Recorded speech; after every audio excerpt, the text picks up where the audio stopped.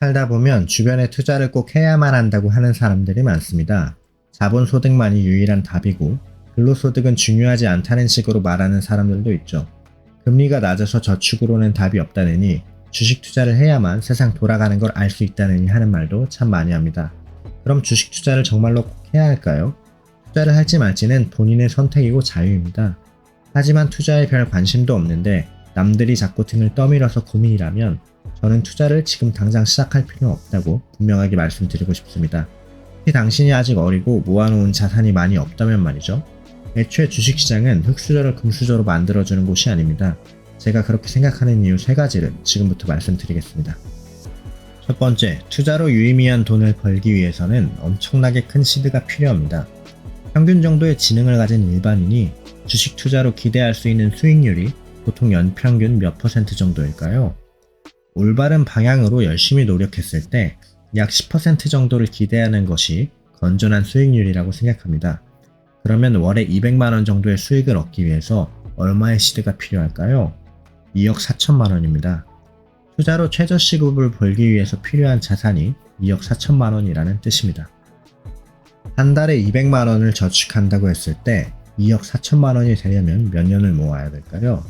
자그마치 10년입니다. 복리로 굴리면 기간이 짧아지지 않냐고요? 매월 0.833%의 수익을 한 번의 손실도 없이 꾸준히 올린다면 7년 만에 2억 4천을 모을 수도 있겠죠. 하지만 복리라는 건 앉아서 무위험으로 계산할 때는 엄청나게 강력한 개념이지만 현실에서는 힘을 잃어버릴 때가 많습니다. 시드가 커질수록 수익률이 조금만 떨어져도 큰 손실이 발생하기 때문이죠. 연 10% 수익이 매일 주식이나 코인을 매매하는 사람들에게는 별거 아닌 것처럼 보이지만 자신이 가지고 있는 전체 자산을 연 10%로 증식시킨다는 것은 말도 안 되게 어려운 일입니다.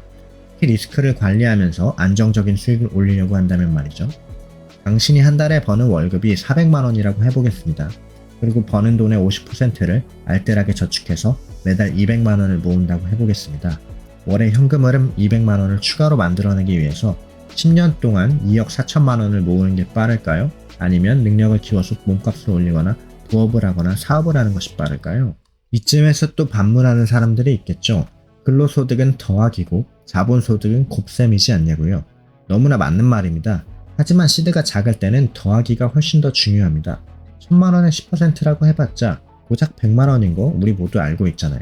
그래서 처음에 몇백만 원으로 시작한 투자가 조금 잘 되면 고작 몇만 원 먹는 게 감질 나가지고 있는 돈 없는 돈 끌어다가 몇천만 원까지 주식 계좌에 꼬라박아 버리는 게 우리 모습이지 않았나요? 복리의 마법이라는 거 이론적으로는 아주 강력하고 기간이 오래 길어질수록 더 강력해진다는 것은 실제로 사실입니다. 그것은 그냥 수학적인 계산이고 팩트죠. 매월 200만 원씩 납입해서 매년 연 10%의 수익을 얻는다면 30년 후에 45억이 됩니다. 말로 하면 굉장히 쉬운 일 같죠? 하지만 절대 그렇지 않다는 것을 투자를 직접 해본 사람은 압니다. 매월 200만 원을 30년 동안 투자하면 원금이 도대체 얼마일까요? 원금으로 넣은 돈이 자그마치 7억 2천이 됩니다. 그런데 월 300에서 400을 버는 일반 직장인들의 월급을 생각하면 매월 200만 원을 저축하는 게 쉬운 일인가요? 연 10%씩 매년 안정적으로 수익을 내는 것은 쉬울까요?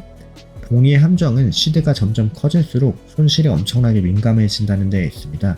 시드가 가장 커진 마지막 연차에 마이너스 10% 손실이 난다고 하면 한순간에 4억 5천을 날리게 될 수도 있는 겁니다. 그리고 30년 후에 도대체 우리가 몇 살인가요? 그때까지 평생 저축만 하면서 살 작정인가요? 두 번째로 투자를 시작하면 많은 기회비용을 잃게 됩니다. 내가 판 주식이 계속 올라가면 미치도록 미련이 남고 고통스럽습니다. 반대로 떨어질 때는 차마 팔지를 못해서 더 괴롭습니다. 공부하고 분석한다고 해서 이런 일이 안 생기지도 않습니다. 하면 할수록 너무 어렵고 고통스러운 일입니다. 본업에도 굉장히 방해가 되고 자기개발이나 부업 같은 건 할 엄두도 못 냅니다. 납입금을 매번 맞춰서 투자에 쏟아붓는 것도 쉽지가 않습니다. 목표 연평균 수익률을 유지하는 것도 절대 쉽지 않습니다. 끊임없이 공부해야 하고 끊임없이 치열한 의사결정을 해야 합니다. 손실이라도 나면 차라리 그 돈을 써보기라도 할 걸이라는 자기감에 몸부림치게 될지도 모릅니다. 수익 10%를 달성한다고 해도 고작 연 10% 수익 내려고 내가 이직까지 해야 하나, 시급으로 치면 편의점 알바만도 못한 거 아닌가 이런 생각이 들 때도 있습니다. 직장에서 성과를 내고 이직을 하면서 몸값을 높이고 부업이나 새로운 사업을 해서 주도적으로 확정 수익을 이끌어내는 것이 훨씬 더 큰 소득이 될 수도 있습니다. 그런데 투자에 시간과 정성을 쏟게 되면 그 기회비용을 잃게 됩니다. 세 번째로, 투자라는 건 내가 주도성을 가지고 좌지우지할 수 있는 게임이 아닙니다. 워렌 버핏을 한번 보시죠. 그 사람이 그냥 재무제표만 보고 주식 가치 평가해서 적당한 가격의 주식을 산 다음에 기다리기만 하는 방식으로 돈을 벌었을까요? 절대 아닙니다. 그 사람은 회사의 지분을 어떤 이슈가 있을 때 본인한테 유리하게 딜을 걸어서 본인한테 유리한 조건에 싸게 산 다음에 의결권을 얻어내고 회사의 경영에 참여하며 주주 가치를 높여서 현금이 필요할 때 되파는 방식으로 투자를 해서 돈을 벌었습니다. 전문 용어로 행동주의 투자라고 하죠. 포인트는 그 사람이 주도권을 쥐고 있었다는 겁니다. 우리의 투자는 어떤가요? 우리가 주가를 끌어올리기 위해서 할 수 있는 것은 아무것도 없습니다. 우리가 삼성전자 주식을 샀다고 해서 이재용 회장과 식사를 할 수도 없고 삼성전자의 반도체 공정 수율을 개선할 아이디어를 제공할 수도 없으며 새로운 사업부 신설을 제안하거나 필요 없는 사업부를 통폐합할 수도 없습니다. 심지어 삼성전자 DSR 타워 구석탱이에 캡숍 하나도 내 맘대로 낼 수가 없습니다. 주주의 권리 소액 개미 주주에게 그딴 건 애초에 존재하지가 않습니다.